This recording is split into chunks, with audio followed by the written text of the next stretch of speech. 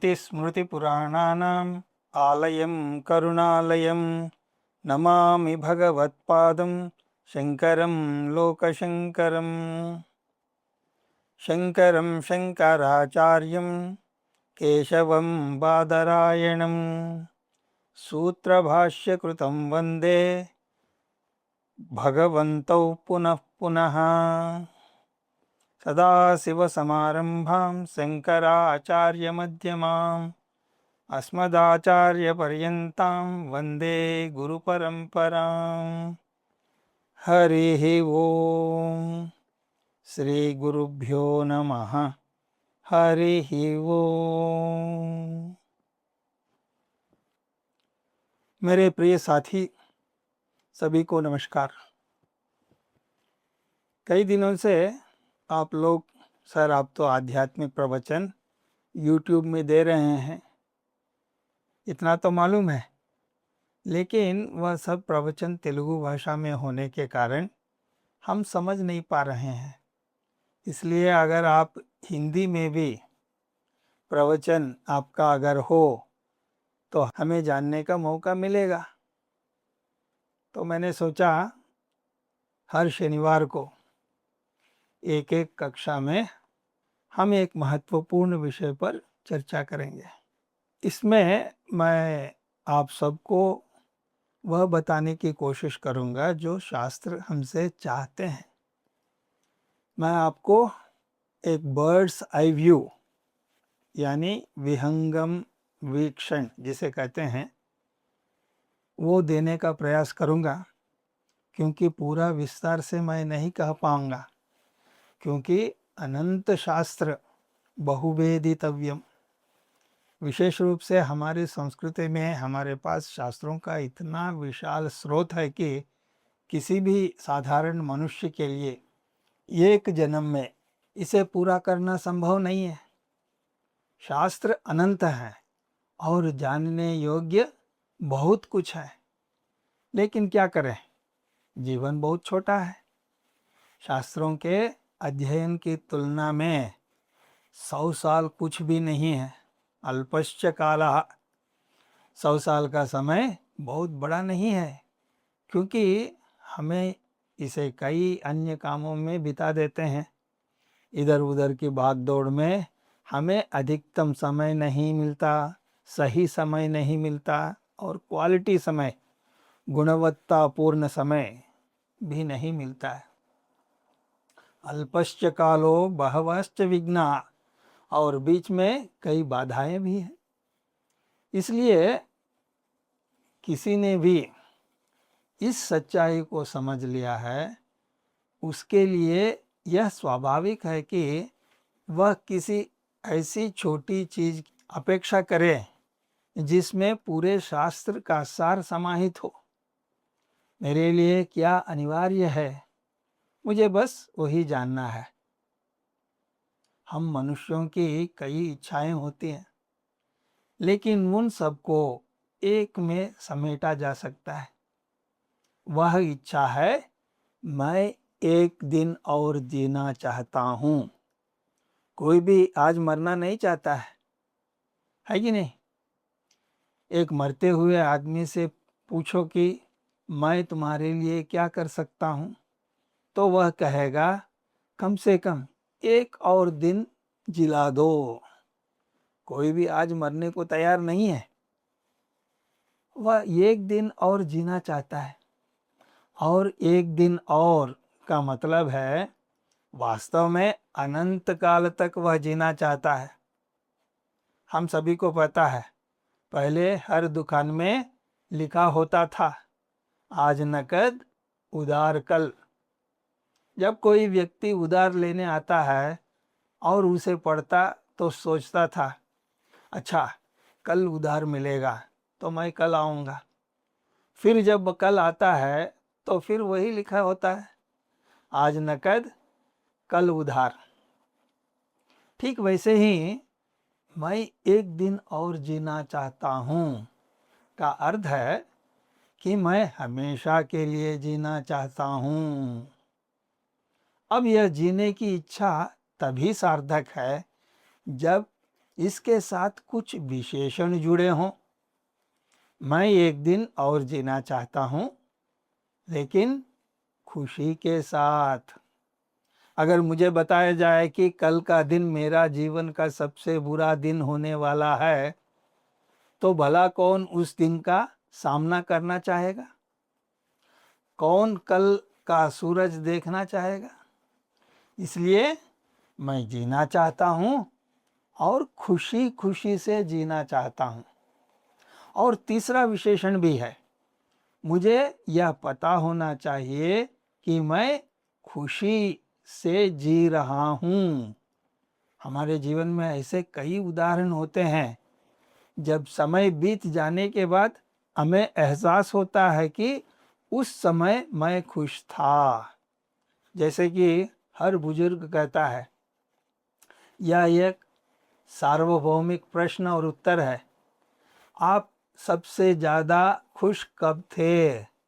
तो वो कहते हैं, जब मैं स्कूल में था। लेकिन जब वह स्कूल में था और किसी ने पूछा, क्या तुम खुश हो? तब उसने कहा था, नहीं, जब मैं कॉलेज जाऊंगा तब खुश रहूंगा। तब तो किताबों का बोझ, होमवर्क, टीचर का डांट, ये सब था ना। उसने कॉलेज के लड़कों को देखा था, जिनके हाथ में किताबें नहीं होती है, अगर होती है भी तो एक, वो भी पिछले वाले पॉकेट में। वह छोटा सा बच्चा उन्हें देखकर सोचता है कि कॉलेज में जाकर बोझ नहीं है, इसलिए मैं कॉलेज जाकर खुश रहूंगा। लेकिन कॉलेज वाला कहता है, जब मैं बचपन में कंचे खेल रहा था तब खुश था। इस तरह हम खुशी को हमेशा अतीत से जोड़ते हैं, लेकिन अगर मुझे वह खुशी दी जाए जो बीत चुकी है, तो मुझे उससे कोई सरोकार नहीं। इसलिए मुझे अब 3 चीजें एक साथ चाहिए। मैं एक दिन और जीना चाहता हूँ, खुशी के साथ जीना चाहता हूँ, और मुझे उसका बोध यानी ज्ञान होना चाहिए, है कि नहीं? लेकिन यहाँ जीवन तो पहले से मौजूद है, खुशी भी वास्तव में मौजूद है, और हमारे पास ज्ञान भी है। लेकिन हुआ क्या? क्या हमें इन तीनों को कहीं बाहर से लाना है? नहीं। जीवन है, खुशी है और ज्ञान भी है। हमें बस उन्हें सही ढंग से व्यवस्थित करना है, ऑर्गेनाइज करना है। हमारा जीवन ऑर्गेनाइज्ड होना चाहिए, सुव्यवस्थित होना चाहिए। लोग मुझसे पूछते हैं, आध्यात्मिक अभ्यास क्या है? आध्यात्मिक साधना कहाँ से शुरू करें? क्या साधना करें? यहाँ तो सब कुछ उपलब्ध है, बस आपको यह जानना है कि उन्हें व्यवस्थित कैसे करना है। जीवन, खुशी और ज्ञान मौजूद हैं। अब प्रश्न है, कैसे जिए कि हम उस सार्वभौमिक इच्छा को प्राप्त कर सकें? तब शास्त्र कहते हैं, आपके पास इच्छा तो है, लेकिन आपके पास उस खुशी को महसूस करने, समझने और उसकी सराहना करने के लिए पर्याप्त योग्यता नहीं है। आपके पास क्वालिफिकेशन नहीं है। तो वह योग्यता क्या है जिसे पाकर मैं समझ सकूं कि मैं खुश हूं? मैं अपने अस्तित्व का हर मिनट में महसूस कर सकूं कि मैं हमेशा खुश हूं। उसके लिए मुझे क्या करना होगा? तो शास्त्र कहते हैं, यह योग्यता प्राप्त करने या यह साधन किसी जंगल में जाकर की जाने वाली खोज नहीं है। लोगों की यह धारणा है कि आध्यात्मिक का मतलब जंगल में जाकर आंखें बंद करके बैठना। नहीं, वह भी एक तरीका है, लेकिन वह ना अंत है ना शुरुआत, बस एक पड़ाव है। और वैसे भी आजकल भारत में जंगल बचे ही कहाँ हैं। तो शास्त्र कहते हैं, आपको समाज में रहते हुए यह योग्यता हासिल करनी होगी। आपका घरेलू जीवन, सामाजिक जीवन, इन सबको इतने सही ढंग से आपस में पिरोना होगा कि आपकी योग्यता प्राप्त हो जाए। तो अब मुझे क्या करना चाहिए? तो मैं आपको अपनी साधना के 10 शब्द दूंगा, सिर्फ 10 शब्द, ताकि आप उन्हें अच्छी तरह याद रख सकें। अगर मैं आपको कोई लंबा चौड़ा श्लोक दे दूं तो उसे याद रखना भी कठिन हो जाएगा। और मैंने देखा है बहुत से लोग संस्कृत का उच्चारण सही तरह से नहीं कर पाते। उच्चारण की गलतियां, इसके कारण बहुत भ्रम पैदा होता है। जैसे दोग्धा, इसका मतलब होता है ग्वाला। अगर उसे कोई दो गधा कह दे तो, या स्नानम की जगह स्नान अगर कह दे तो उसका विपरीत अर्थ हो जाता है। इसलिए मैं किसी गहरे श्लोक में ही नहीं जाऊंगा। हम छोटा सा अंग्रेजी शब्दों का प्रयोग करेंगे ताकि बात समझ में आ जाए। विचार शास्त्रों के हैं, लेकिन शब्द अंग्रेजी के होंगे। और वे शब्द क्या हैं? पहला शब्द है एक अक्षर वाला सिंगल लेटर आई, यानी मैं। आई यानी अहम। इसे एहसास करें। आई रियलाइज इट। आई का अर्थ है विषय, सब्जेक्ट। आई जो विषय है वह इस विषय जगत, ऑब्जेक्टिव वर्ल्ड का आनंद लेता है। वह इस जगत से ज्ञान प्राप्त करने की कोशिश करता है। यहाँ क्या होता है, हम मैं को केवल एक सीमा तक ही जानते हैं। हम नहीं जानते कि यह मैं वास्तव में क्या है। शास्त्र कहते हैं जितना कम आप खुद को जानेंगे उतनी ही अधिक समस्या में पाएंगे। हमारे हर समस्या का मूल कारण है स्वस्वरूप अज्ञान। यह बहुत महत्वपूर्ण शब्द है। शास्त्र के बिना कोई भी इसे नहीं समझ सकता। इसका अर्थ है कि आपकी हर समस्या का कारण आप अपने से अपरिचित रहना ही है। अब आप पूछ सकते हैं, क्या आप कह रहे हैं मुझे नहीं पता कि मैं कौन हूं? हाँ, शास्त्र तो यही कहते हैं। आप वह सब कुछ जो आप नहीं हैं उसे मैं मान रहे हैं। यही तो समस्या है। जब भी आप किसी ऐसी चीज पर दावा करते हैं जो आपकी नहीं है तो समस्या पैदा होती है। यह घर मेरा नहीं है, लेकिन जिस क्षण मैं कहता हूं कि यह मेरा घर है, तब समस्या शुरू हो जाती है। मैं अपने बारे में मैं जानता हूं, लेकिन शास्त्र कहते हैं कि वह सब मिथ्या है, गलत है। आप खुद को अलग अलग सापेक्ष नजरिया से देख रहे हैं। आप कौन हैं? मैं फलाना का बेटा हूँ, या आपके बारे में एक सापेक्ष विचार है। मैं फलाना का पिता हूँ, मैं इस देश का नागरिक हूँ। यह सब आपसे अलग है। यह एक बहुत बड़ा विषय है। वास्तव में वेद और वेदांत का सार एक ही है। आई, हु या मैं, को हम, मैं कौन हूँ? तो कहेंगे मैं शरीर हूँ, लेकिन शास्त्र कहते हैं कि आप शरीर नहीं हैं। जैसे ही आप खुद को शरीर मानते हैं, शरीर से जुड़ी सारी समस्याओं आपको परेशान करने लगती हैं। आप अपना पूरा समय शरीर के लाड प्यार में करने लगते हैं, उसे सजाने और संवारने में लगा देते हैं।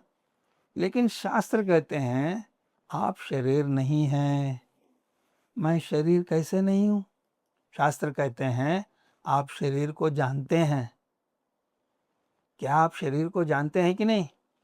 जब मैं पूछता हूँ आपका रंग कैसा है, तो आप कहते हैं मैं गोरा हूँ या मैं काला हूँ।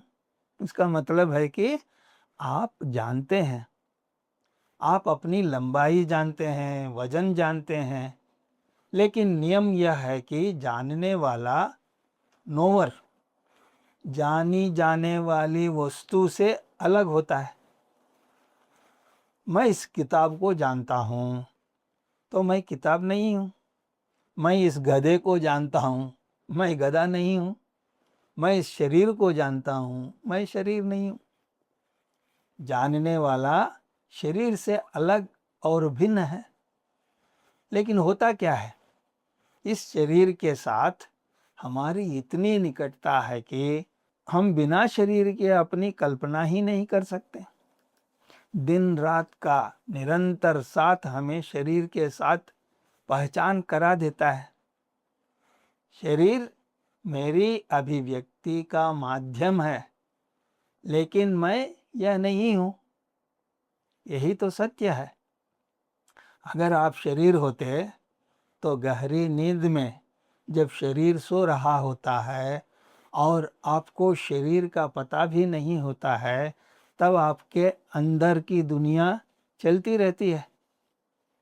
हमारे अनुभव की 3 अवस्थाएं होती हैं। जागृत अवस्था मतलब वेकिंग स्टेट, स्वप्न अवस्था ड्रीमिंग स्टेट, और सुषुप्ति अवस्था डीप स्लीप। जागृत अवस्था वह अवस्था है जहाँ शरीर सक्रिय है, इंद्रियां काम कर रही हैं और ज्ञान प्राप्त कर रही हैं। स्वप्न अवस्था में शरीर तो सो रहा है, लेकिन आप अमेरिका या ऑस्ट्रेलिया कहीं भी जा सकते हैं। आप उस समय ज्ञाता नोवर हैं, अपने सपने का नोवर। अगर आप सिर्फ शरीर होते तो शरीर के सोने के साथ ही सब कुछ खत्म हो जाना चाहिए था। लेकिन एक समानांतर दुनिया वहाँ चल रही है। और फिर सुषुप्ति में यानी गहरी नींद में, जहाँ मन भी शांत हो जाता है, वहाँ कुछ भी नहीं होता, केवल शून्यता होती है। लेकिन जागने के बाद आप कहते हैं मैं बहुत अच्छी नींद सोया, मुझे कुछ पता नहीं चला। यहाँ पर हमारा सवाल है, आपको कैसे पता चला कि आपको कुछ पता नहीं चला? यह कहने के लिए कि मुझे कुछ पता नहीं चला, वहाँ एक जानने वाला होना चाहिए जो ये रिपोर्ट दे सके। इसका मतलब है कि जागृत में भी आप ज्ञाता हैं, स्वप्न में भी आप ज्ञाता हैं, और सुषुप्ति में भी आप ही ज्ञाता हैं। संस्कृत में इसे दृक् दृश्य विवेक कहते हैं। मैं दृक् यानी देखने वाला हूँ और बाकी सब दृश्य वस्तु हैं।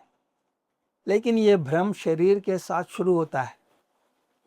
मैं अपनी कमीज को मैं नहीं कहता हूँ, मेरी कमीज कहता हूँ, लेकिन शरीर के साथ मैं कहने लगता हूँ। आपके लिए मेरा शरीर एक वस्तु है, मेरे लिए आपका शरीर एक वस्तु है, लेकिन हम इस वस्तु को ही विषय मान बैठते हैं। संस्कृत में इस शरीर को अन्नमयम कहा गया है। संस्कृत में हर नाम का एक अर्थ होता है। शरीर को देह भी कहते हैं, जिसका अर्थ है दहन योग्यम, जिसे एक दिन जला दिया जाएगा। इसे शरीर भी कहते हैं। शीर्यमाण स्वभावम शरीरम, जिसका अर्थ है वह जो हर क्षण नष्ट हो रहा है, विघटित हो रहा है। इसे अन्नमय कोश भी कहते हैं, क्योंकि अन्न यानी भोजन से यह बना है। माता पिता के द्वारा खाया गया भोजन ही अंततः जीवन ऊर्जा बनता है, जिससे यह शरीर पैदा होता है।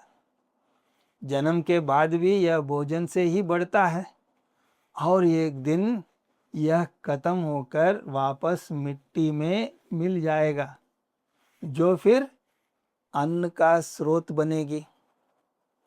तो ये 5.5 फीट का ढांचा केवल भोजन का रूपांतरण मात्र है, मॉडिफिकेशन है। जब थाली में दाल रोटी रखा है तब आप उसे मैं नहीं कहते, लेकिन जब वही आपके शरीर का हिस्सा बन जाता है तो आप उसे मैं कहने लगते हैं। शास्त्र हमारा मजाक उड़ाता है। रोटी को तो आप मैं नहीं कहते, लेकिन उसी रोटी से बने मांस मज्जा को मैं कहने लगते हैं। यह मैं नहीं, शरीर मन बुद्धि ये सब आपके उपकरण हैं। यह आपके लिए एक कार के तरह हैं। कठोपनिषद में एक सुंदर सा श्लोक आता है, आत्मानं रथिनं विद्धि शरीरं रथमेव तु। आत्मा रथी है, मतलब मालिक है, और शरीर रथ है, बुद्धि उसका सारथी है और मन उसका लगाम है। लेकिन खुद को मालिक कहने के बजाय हमने खुद को रथ मान लिया है। जैसे ही आप वह होने का दावा करते हैं जो आप नहीं हैं, समस्या तो वहीं शुरू हो जाती है। शरीर केंद्रित जीवन ही भौतिकवाद है, मेटीरियलिज्म जिसे कहते हैं ना, भौतिकवाद है। जो इस शरीर को सब कुछ मानता है वह भौतिकवादी है। शरीर पांच भौतिक है, यानी 5 तत्वों से बना है और मरने के बाद उन्हीं में मिल जाता है। एक दार्शनिक था, उसका नाम चारवाक है। उसका दर्शन था, यावत जीवेत सुखम जीवेत, जब तक जियो सुख के साथ जियो, उधार लेकर भी घी पियो, ऋणं कृत्वापि घृतम पिबेत। आज हम सब एक तरह से भौतिकवादी ही बन गए हैं, बस आनंद की तलाश में हैं। लेकिन शरीर के साथ जितना ज़्यादा जुड़ाव होगा उतना ही समस्याएं होंगे। भोगे रोग भयम कुले च्युति भयम वित्ते नृपालाद भयम, माने दैन्य भयम बले रिपुबलम रूपे जराया भयम, शास्त्रे वाद भयम कुले खल भयम काये कृतंताद भयम, सर्वे वस्तु भयान्वितं भ्रुवि नृणाम वैराग्यमेवा भयम। भर्तृहरि कहते हैं, भोगे रोग भयम, भोग में रोग का डर रहता है। कुले च्युति भयम, कुल यानी अच्छा खानदान में अगर जन्म लिया तो नाम गिरने का डर रहता है। वित्तात नृपालात भयम, धन है तो इनकम टैक्स वालों का डर रहता है। रूपे जराया भयम, अगर सुंदरता है तो बुढ़ापे का डर सताता है। काये कृतांतात भयम, अंत में मौत का डर रहता है। अगर मैं खुद को शरीर से ऊपर कुछ नहीं समझूंगा तो ये सभी डर मुझे सताते रहेंगे। जिस दिन आप महसूस करेंगे कि मैं शरीर का ज्ञाता हूँ, शरीर नहीं, उस दिन शरीर की बीमारियां आपके दिमाग पर हावी नहीं होंगी। एक उदाहरण से समझते हैं। एक व्यक्ति का एक्सीडेंट हुआ और अस्पताल में उसका पैर काटना पड़ा। वह होश में आने पर बहुत रोया और भगवान को कोसने लगा। लेकिन जब उसने अखबार में पढ़ा कि उस एक्सीडेंट में सिर्फ वही एक अकेला बचा है, बाकी सारे मर गए, तो वह कहने लगा, मैं कितना भाग्यशाली हूँ, अभी भी पैर कटा हुआ है। लेकिन वह बात उसके दिमाग पर हावी नहीं है, क्योंकि उसे एक बड़ा परिप्रेक्ष्य मिल गया है। उसी तरह आप शुद्ध चैतन्य हैं। जैसे दर्पण में आकाश का प्रतिबिंब दिखता है, अगर दर्पण टूट जाए तो प्रतिबिंब गायब हो जाता है, लेकिन असली आकाश तो वहीं रहता है। वैसे ही शरीर, मन, बुद्धि, जिसे अंग्रेजी में BMI, बॉडी माइंड इंटेलेक्ट कहते हैं, ये प्रतिबिंब बनाने वाले माध्यम हैं। इनके नष्ट होने से आप नष्ट नहीं होते। जब आप खुद को अनंत महसूस करेंगे तो आपके किसी चीज की कमी नहीं खलेगी। अभी हम एक भिखारी की तरह देह में मुझे दे दो ये कर रहे हैं। हम दूसरे से खुशी मांग रहे हैं, और जब दूसरा हमें खुशी नहीं देता है तो हम दुखी हो जाते हैं। हम वस्तुओं को बदलते रहते हैं, नई कार, नया घर, नया साथी, लेकिन बाहर की चीजें बदलने से कुछ नहीं होगा, क्योंकि आप खुशी वहां ढूंढ रहे हैं जहां वह है ही नहीं। आप स्वयं खुशी का स्रोत हैं। अनंत की परिभाषा है वह वृत्त जिसका केंद्र हर जगह है, लेकिन परिधि यानी सरकमफ्रेंस कहीं भी नहीं है। आप इस सृष्टि के केंद्र हैं, लेकिन आपने अज्ञानता के कारण खुद को एक कोने में धकेल दिया है। जो भी काम करें इस बोध के साथ करें कि मैं अपनी खुशी को पहचानने के लिए यह काम कर रहा हूं। जब आप जान लेंगे कि आप ही खुशी का स्रोत हैं तो आप उसे बांटना चाहेंगे। साझा की गई खुशी कई गुना बढ़ जाती है कि नहीं? और माँ एक अपने बच्चे की सेवा खुशी के लिए नहीं बल्कि खुशी के साथ करती है। तो ये था पहला शब्द आई, मैं, इसका एहसास करो, आई रियलाइज इट। अब दूसरा शब्द है 2 लेटर का, 2 अक्षर का, वी। हम, इसका हमें प्रयोग करना चाहिए। I realise it, we use it. यह 2 अक्षरों का शब्द है। हमेशा हम कहें, जो मैं अकेला नहीं कर सकता वह हम मिलकर कर सकते हैं। इसे टीम वर्क कहते हैं। कॉर्पोरेट में तो इसकी बात होती है, लेकिन जीवन में भी इसका जरूरत है।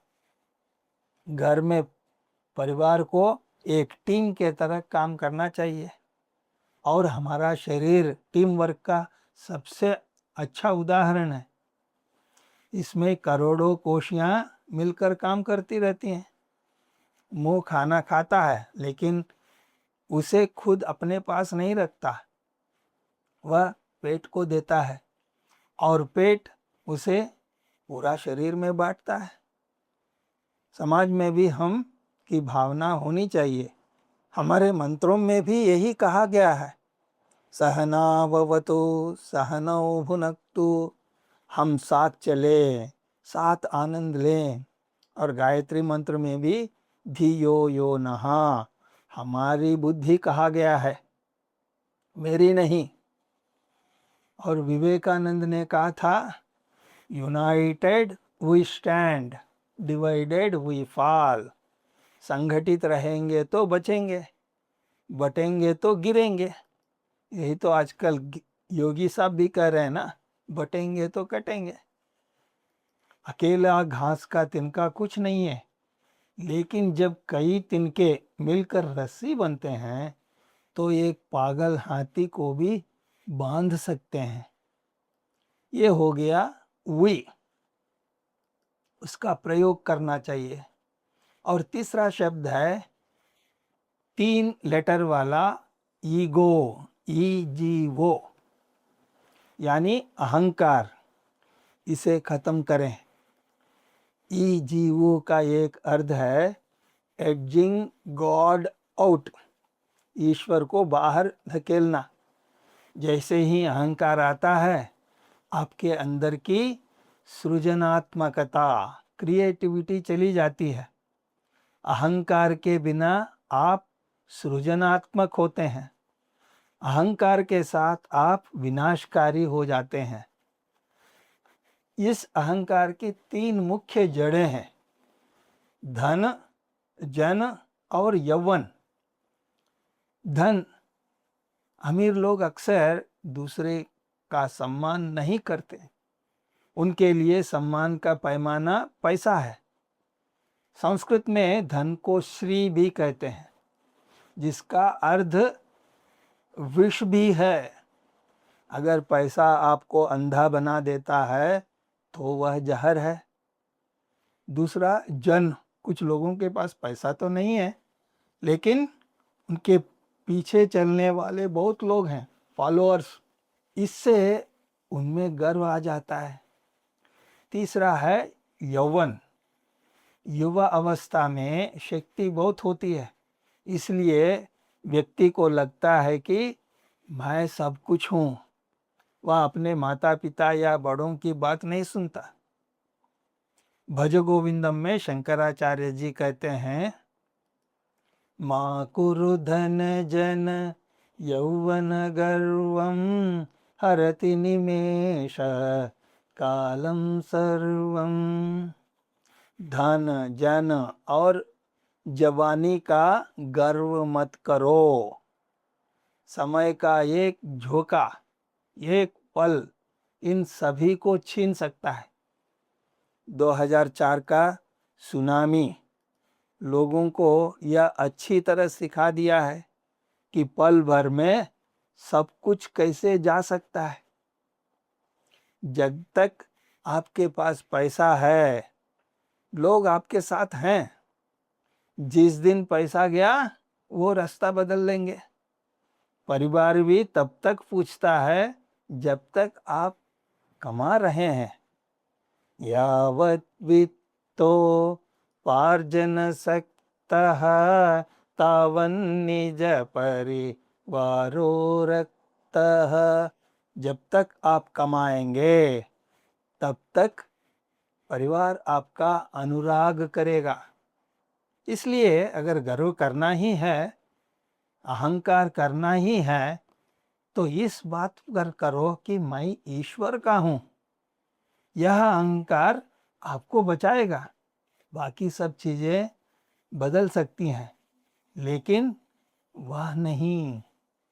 अपने जीवन में 3 चीजें अपनाएं। एडजस्ट यानी तालमेल बिठाना, एडॉप्ट यानी अपनाना, तीसरा एकोमोडेट समायोजित करना। लेकिन अहंकार के साथ यह संभव नहीं है, तो इसीलिए अहंकार को छोड़ना चाहिए। तो आज हम 3 शब्दों को जानने का प्रयास किया है। पहला आई, दूसरा वी, तीसरा ईगो। आई यानी अहम, इसे एहसास करें। आई रियलाइज इट। वी, हम इसका प्रयोग करें, यूज इट। ईगो अहंकार, इसे खत्म करें, डिस्ट्रॉय इट। बाकी शब्दों पर हम चर्चा अगले शनिवार को करेंगे। मेरा आपसे एक निवेदन है, जो भी हमारे हिंदी बंधु हैं, जो आध्यात्मिक लगाव रखते हैं, उनको ये वीडियो ज़रूर पहुंचाइएगा।